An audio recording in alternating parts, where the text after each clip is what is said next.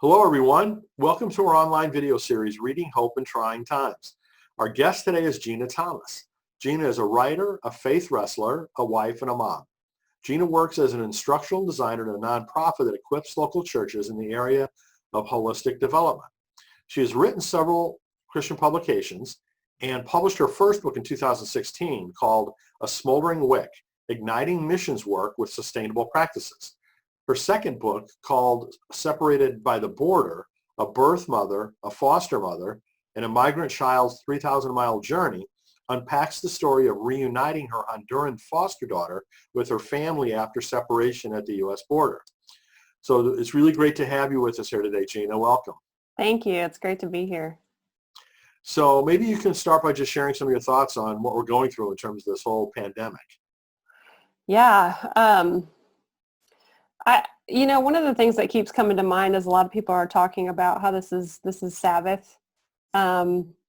It's kind of like a forced Sabbath for a lot of us. And I understand the sentiment behind that. But I do want to just name that it's not Sabbath for everyone. And I feel like for those of us who, those who have kids and are trying to work from home, this does not feel like a Sabbath whatsoever. But even more importantly than that, I think, when we're talking about Sabbath, I have a giant heart for poverty and those who are living in economic poverty. And this really is not a Sabbath for people who are dealing with financial hardships. And so, yeah, I think it's just important to understand that what one person is going through is not the same as what someone else is going through. And one person's perception of what's happening right now is not going to be the same as someone else who's living in a very different economic situation or even geographic situation. I have some friends who live in Honduras and they're telling me how things are right now. And it's a really, really challenging time for them. They're basically on lockdown and the police are in the streets. And if they go in the streets, they basically get taken away from their homes. And it's just a very different thing to be living in and affecting all of us in very different ways. So I hope that what can come from this is just a better understanding of all of our humanity, and that, the struggles that a lot of us are dealing with right now, in some ways have been struggles for a long time for those who have not had the economic situations that we have currently. So I found the same thing. I mean, the way that this has affected people is just very dramatically, depending upon, their situation. And my wife and I actually had been in Honduras not that long ago. And, the tourism industry is growing and had been growing and had become pretty important, economically for that country. And obviously it was already the case for many other countries. So, having all that shut down by necessity has been pretty difficult for a lot of people. And certainly within the United States, it's very difficult for a lot of people as well. Yeah, absolutely. Yeah, and I think we just need a little bit more understanding because I feel like a lot of times, I think as Christians, we kind of get into this Christianese of like, this is what we should all be doing right now. We should all be practicing Sabbath and, diving into that realm. And I understand that there's a really healthy aspect of that, but just some recognition that not everyone's humanity is affected the same way during this. So. Yeah, absolutely. So one of the things we've been talking about during this whole series is how God has helped us, through challenging times in our lives and what we've been able to draw on that, that could maybe help now. What does that look like for you? Yeah. One of the things that I just feel like has constantly been a lesson for me in difficult times is just reminders from God that he's not afraid of my humanity. And so in my book, Separated by the Border, I talk quite a bit about being a foster mom and just the difficulty that was in my own life personally, and just how, how easy it is to kind of fall apart. And I think in times like this, there's a lot of falling apart. I start crying over my coffee, or I don't know, spilled cereal or whatever, like just things that wouldn't normally make me cry are making me cry lately. And I think it's just a recognition that God understands and knows that I'm human, and really is just not afraid of my humanity. And so I don't need to be afraid of it either. And I think that's a lesson that I learn over and over again in life, and one I'm grateful to learn and to be reminded of during this time. One of the things that I wanted to, if it's okay with you, I wanted to read is a passage from Separated by the Border. Sure. Okay, awesome. Well, it talks about, so the book is about Lupe, who is a migrant mother who tries to come to the United States with her, at the time, 5-year-old daughter. The 5-year-old ends up as a foster daughter to me and my family for about 4 months. And then my husband and I got to go back to Honduras and see her reunited with her family, which was a beautiful and wonderful thing. But Lupe's journey along the way was full of heartache and trauma and abuse. And I think this is something that I keep going back to, especially during this time, just because one of the things that I find comforting in all of this is the reminder of what happened on the cross. And so I'll just read what I'm going to read and then kind of let it speak for itself. Lupe's story has a way of pushing me to the edges of my doubt. Why did God forsake her on her journey north? Why does God forsake so many who make the same journey? Sometimes I don't want to lament. I don't want to pray. I don't want anything to do with spiritual disciplines because I don't want to talk to a God who forsakes people. There are moments when I want to flip over whatever table God is sitting at. There are moments that the brokenness is too overwhelming, too sickening, too frightening. I want revenge on the people that harmed Lupe and Julia, revenge on the messed up systems, revenge on the politicians who are completely out of touch with a humanity that's broken by the decisions they make, revenge on the drug cartels that see humans as economic pawns and nothing more. When humanity is truncated, when human beings are dehumanized, the question persists, has God forsaken us? Like Jesus, when darkness overtakes us, we cry out, why, God? Why have you forsaken us? How long, O Lord?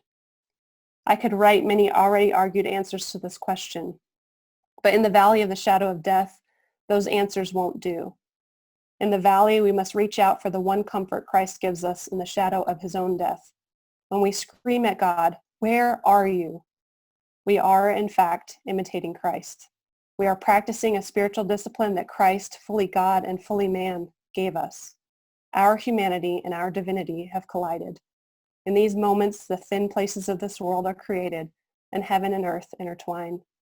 The Messiah we would never have chosen in our own humanity, the vulnerable outcast weirdo who rides donkeys and wears no armor, is the Messiah our humanity desperately needs, the one who not only empathizes with suffering, but also has a long, personal, and familial history of it. And I find that during this time when I just want to scream at God, why? Why is this happening? I take comfort in knowing that Christ also did the same and that I'm mimicking him in it. Yeah, well, that was beautiful reading and beautiful writing. So thank you for that. Yeah, thanks. Appreciate it. I mean, while we're talking about writing, how have you found personally your either increase or decrease in terms of writing during this period?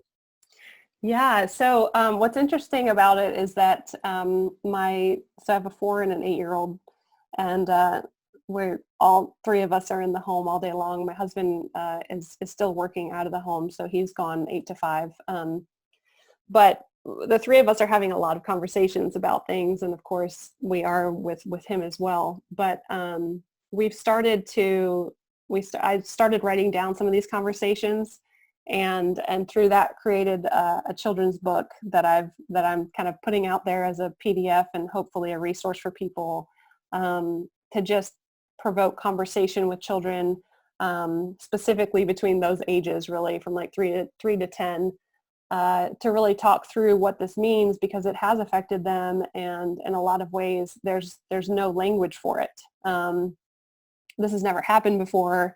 My 4-year-old doesn't understand why we're not waking up and going to school, or she can't go to the store with me, or, those kinds of things. She can't visit her grandparents. That's really one of the biggest things for her right now, is when does she get to see her grandparents? And so the hope was that this book could be, so at the end of each page, there's a reflection question or questions, and then there's a drawing challenge. And the hope is that parents and kids can interact a little more specifically around what's happening. Because I know for me, writing time and like actual focus time has gotten like this big. And so there are those moments at the end of the day where I just want to be done and not do anything more, and not necessarily even have a conversation with my kids, because I'm an introvert and I want my alone time, but that's not happening these days. And so this is just like a hope that for people like me who don't necessarily have those conversations naturally can start to talk through, what does the coronavirus look like to you? What do you imagine it to be? And what things do you wish you knew about it? And then we talk about racism and anger and frustration, and what to do with our emotions and all of that kind of stuff. And so that's been a really fun project that I didn't expect or see coming, and actually was a lot more collaborative with my 4-year-old. So that was neat. That is very cool. And it sounds very much like our 4-year-old grandson too. He's in that same age and trying to figure out why and doesn't understand. Yes. Which, it's completely, who would understand as a 4-year-old? I know. Something that's complex and this different and, upsetting to their schedule. So. Yeah. And what's interesting about it is that, I can be pretty emotional when it comes to talking about poverty or other people's injustice. But when it comes to my own emotions, I'm actually very, very I don't wear my emotions on my sleeve whatsoever. And so what's been interesting about this whole process is that when my daughter just completely falls apart, which she does at least every day, I'm just learning from her that it's okay. It's okay to fall apart, and it's okay to start crying, and it's okay to miss people and voice that you miss people. And again, that just kind of goes back into that whole, like, God's not scared of our humanity. Whereas I think I often try to put up a facade of everything's okay and we're going to be fine. And whether it's, right now in this pandemic, or we're talking about, just regular life beyond this, I often put up that facade, maybe for myself and for others, and even for God. And so to just kind of let my child lead me in this way, and show me that it's all right. We're going to fall apart, and we're going to stand right back up after we fall down. And that's not a problem. In fact, it's actually quite healthy and something that I need to do more of. Well, didn't Jesus say that we needed to become children? Yes. Yes. Like children. Amen. Right? Amen. I think you're hitting the nail on the head there, an example of that. Yes. It's so true. So, Gena, would it be possible for you to send us a link to that PDF book that you... Yeah, absolutely. The name of the book is Elisa and the Coronavirus. And Elisa is actually, my daughter's name's Juniper, but she got to choose the name of the character in the book. So she chose Elisa. So that was her decision. And then, but yeah, it's on my website, but I'll definitely send a link to that. So, Gena, what other resources, books, ideas, suggestions do you have, for helping people deal with all of this? Yeah, I think one of the things, just for me as an adult, and then also just kind of a church, and very involved in my church, there's a humanitarian disaster institute through Wheaton University or Wheaton College, and they have been putting out quite a bit of really helpful resources for whether we're talking about like church leadership or anxiety issues, or just dealing with loss and grief. And even talking to your kids about the coronavirus. So that's something that I think has been incredibly helpful for me.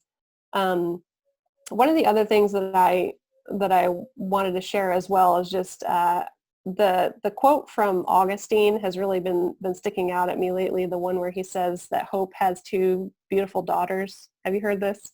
No. Okay. So he said, hope has two beautiful daughters. Their names are anger and courage. Oh, right, Anger, right. Yeah. Keep going. Anger at the way things are, and courage to see that they do not remain as they are. And one of the things that just really sticks out to me, I talk a lot about white evangelical life, and I think I do that a lot because I am a white evangelical and struggle with that, with the dominant mindset that often comes from that, or at least is portrayed, and how often it feels like that's not quite what Christ is or who he was. And this concept of anger is really interesting because I feel like for those who have suffered injustice, anger is not necessarily something they're afraid of. It's not something that they see always as a negative thing. And growing up in white evangelical culture, I think that that anger was often taught to me as something that to repress, or to avoid, or to deal with, right? And to not actually show it. And so I really love this quote because it really talks through how often, in order to arrive at hope, or in order to see where hope is coming or how it's coming, for me personally, I have to go through anger first. And I have to recognize and state the things that I'm angry at and the state of the world that I'm angry at. And one of the things I tweeted out recently was about how I keep hearing that people are saying things aren't going to go back to normal. And my hope is that when people say that, what they're actually saying is that jobs won't, that employers will pay employees well, or that healthcare will be more affordable for people, or that different injustices that we're living in. You and I were talking about the challenges of people of color to publish books, and I've seen that quite a bit in my own journey in publishing, and just the frustrations and anger that I have there. So my hope is that when people say that things aren't going to go back to normal, that what they're actually saying is that things are going to be more just when we come out of this. That's the hope. But it takes courage and it takes anger to really actually understand those things and to understand that things do need to change. And so, yeah, I feel like in a lot of ways as white evangelicals, we have to look to people who have been oppressed, and been on the opposite end of what injustice is, specifically in our country, but certainly all over the world, and let them lead us during this time, because there is a lot to be angry about, and America has never been great, and there are things that we really do need to change. And so, yeah, I hope we can arrive there. I hope that's what people mean when they say that things are not going to go back to normal. Yeah, I totally agree with you. And I know personally, I feel like, my generation was too spoiled. We had it too good, for us white privileged people for most all of our lives. Yeah. And didn't speak up enough, didn't get angry enough when we probably should have a long time ago. Yeah. And so it's overdue in my mind. And, Yeah. I don't know if this disruption will be the impetus to help move some of that along more quickly. I really hope that it is. Yeah. But that certainly remains to be seen. Yeah, it definitely does. And then, and on the other side of that too is that, a lot of us are getting angry over the wrong things, right? Like we're getting angry because